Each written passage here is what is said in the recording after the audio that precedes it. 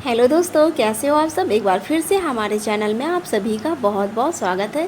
दोस्तों, आज हम लेकर आए संविधान के केंद्रीय मंत्रिपरिषद से रिलेटेड ऑब्जेक्टिव क्वेश्चन जो कि बहुत सारे कॉम्पिटिटिव एग्जाम्स में पूछे जाते हैं। तो चलिए स्टार्ट करते हैं।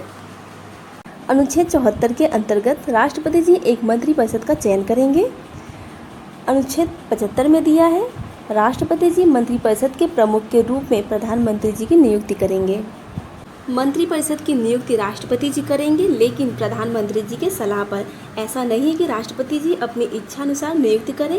इसका यह रीज़न होता है कि राष्ट्रपति जी की मुख्य सलाहकार प्रधानमंत्री जी होते हैं और प्रधानमंत्री जी को शासन चलाने के लिए अनुभवी तथा विश्वसनीय मंत्रियों की आवश्यकता पड़ती है। इसलिए प्रधानमंत्री जी की सलाह पर राष्ट्रपति जी इनकी नियुक्ति करेंगे। शपथ इनको राष्ट्रपति जी दिलाएंगे। त्यागपत्र ये अपना राष्ट्रपति जी को देंगे। आइए जानते हैं मंत्रियों की योग्यताएं क्या होती है।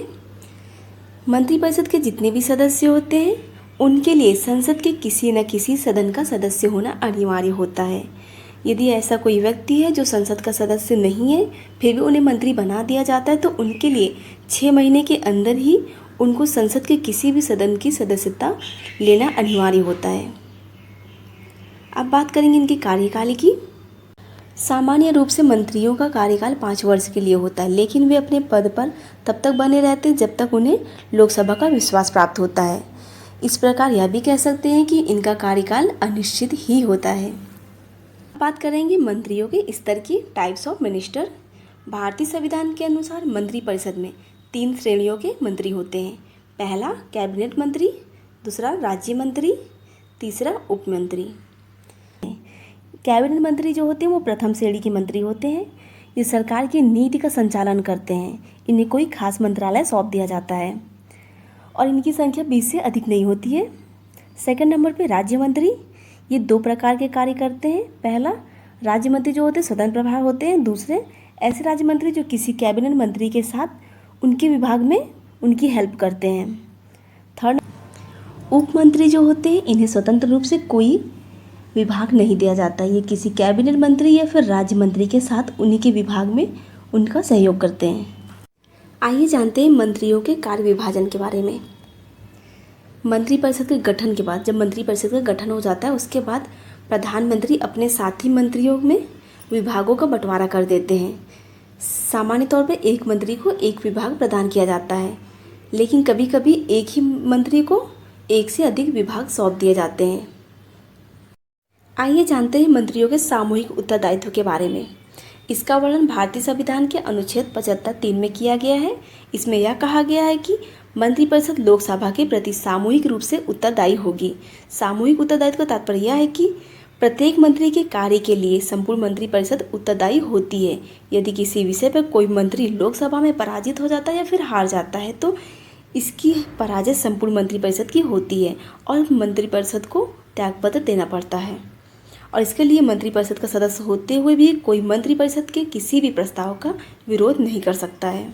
फ्रेंड, चलिए अब मंत्रिपरिषद से रिलेटेड ऑब्जेक्टिव क्वेश्चंस देखते हैं। क्वेश्चन नंबर 1 देखिए, मंत्रिपरिषद निम्नलिखित में से किसके प्रसाद पर्यंत पदासीन रहता है। आंसर हो जाएगा हमारा ऑप्शन सी, लोकसभा के। क्वेश्चन नंबर 2, सभी मंत्रियों को शपथ कौन दिलाता है। राइट आंसर हो जाएगा ऑप्शन ए, राष्ट्रपति जी। क्वेश्चन नंबर 3 देखिए, भारतीय संविधान के अनुच्छेद 74 और 75 किन विषयों पर विचार करते हैं। आंसर हो जाएगा हमारा ऑप्शन सी, मंत्रिपरिषद। क्वेश्चन नंबर 4, भारत में मंत्रिपरिषद के अधिकतर सदस्य कहाँ से लिए जाते हैं। राइट आंसर हो जाएगा लोकसभा से, ऑप्शन बी। क्वेश्चन नंबर 5, संघीय मंत्रिपरिषद में सदस्यों की अधिकतम संख्या कितनी हो सकती है। राइट आंसर हो जाएगा हमारा ऑप्शन ए, लोकसभा के कुल संख्या का 15%। क्वेश्चन नंबर 6, सामूहिक रूप से मंत्रिपरिषद किसके प्रति उत्तरदायी होती है। आंसर हो जाएगा हमारा लोकसभा के। क्वेश्चन नंबर 7, मंत्रिमंडल का गठन कौन करता है। राइट आंसर हो जाएगा हमारा सिर्फ केंद्रीय मंत्रीगण।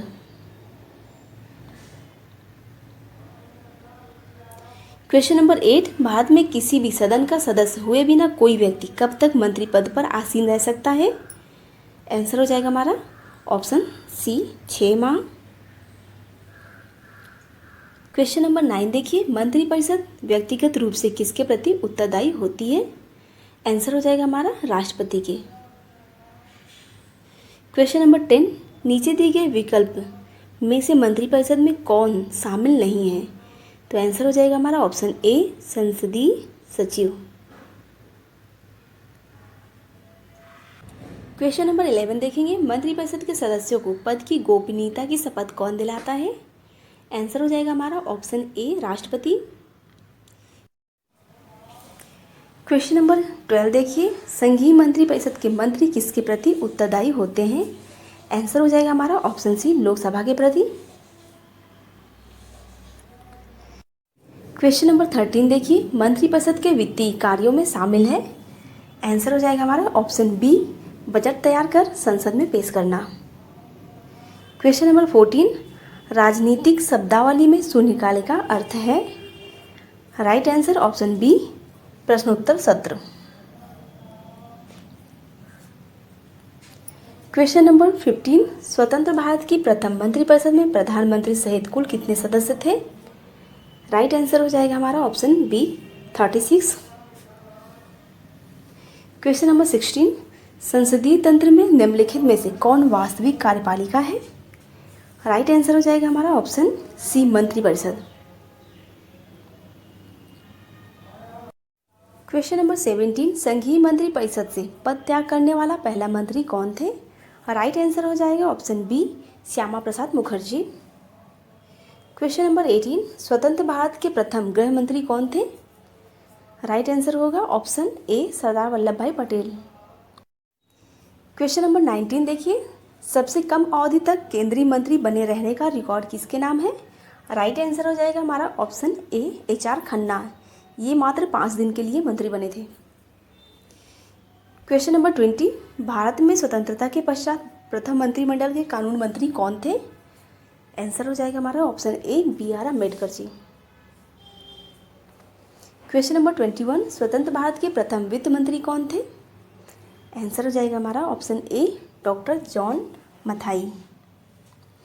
क्वेश्चन नंबर 22, स्वतंत्र भारत के प्रथम रक्षा मंत्री कौन थे? आंसर हो जाएगा हमारा ऑप्शन डी सरदार बलदेव सिंह जी। क्वेश्चन नंबर 23, स्वतंत्र भारत के प्रथम मंत्रिमंडल में केंद्रीय शिक्षा मंत्री कौन थे? आंसर हो जाएगा हमारा option D Maulana Abul Kalam Azad ji. Question number 24, स्वतंत्र भारत के प्रथम मंत्रिपरिषद में शामिल एकमात्र महिला मंत्री कौन थी? आंसर हमारा हो जाएगा ऑप्शन बी राजकुमारी अमृत कौर। क्वेश्चन नंबर 25, मंत्रिपरिषद किस सिद्धांत पर कार्य करती है? राइट आंसर हो जाएगा हमारा ऑप्शन सी ए और बी दोनों, निजी उत्तरदायित्व सिद्धांत पर और सामूहिक उत्तरदायित्व सिद्धांत पर, तो दोनों सही होगा। क्वेश्चन नंबर 26, यदि कोई व्यक्ति सांसद नहीं है तो क्या उसे मंत्री नियुक्त किया जा सकता है? आंसर हो जाएगा हमारा ऑप्शन सी हाँ, लेकिन उसे 6 माह के अंदर संसद का सदस्य होना होगा या बनना होगा। क्वेश्चन नंबर 27, निम्नलिखित में से किस परिस्थिति में मंत्रिपरिषद विघटित नहीं हो सकती है? राइट आंसर हो जाएगा हमारा ऑप्शन बी किसी मंत्री के पद त्यागने से। क्वेश्चन नंबर 28, स्वतंत्रता के पश्चात मंत्रिपरिषद के खिलाफ पहला अविश्वास प्रस्ताव कब लाया गया था? आंसर हो जाएगा हमारा ऑप्शन सी 1963 में। क्वेश्चन नंबर 29, मंत्रिपरिषद में कितने स्तर के मंत्री होते हैं? आंसर हो जाएगा हमारा ऑप्शन बी 3 स्तर के, कैबिनेट मंत्री, राज्य मंत्री और उप मंत्री। क्वेश्चन नंबर 30, मंत्रिपरिषद में मंत्रियों की संख्या आंसर हो जाएगा हमारा मंत्रिमंडल से अधिक होती है, ऑप्शन बी। तो फ्रेंड्स, कैसा लगा हमारा वीडियो? अगर हमारा वीडियो आपको अच्छा लगा हो तो हमारे चैनल को लाइक कीजिए, शेयर कीजिए और सब्सक्राइब कीजिए और बेल आइकन प्रेस कर दीजिए, जिससे कि हम जैसे वीडियो बनाएं आपको उसकी नोटिफिकेशंस मिल जाए। Thanks for watching.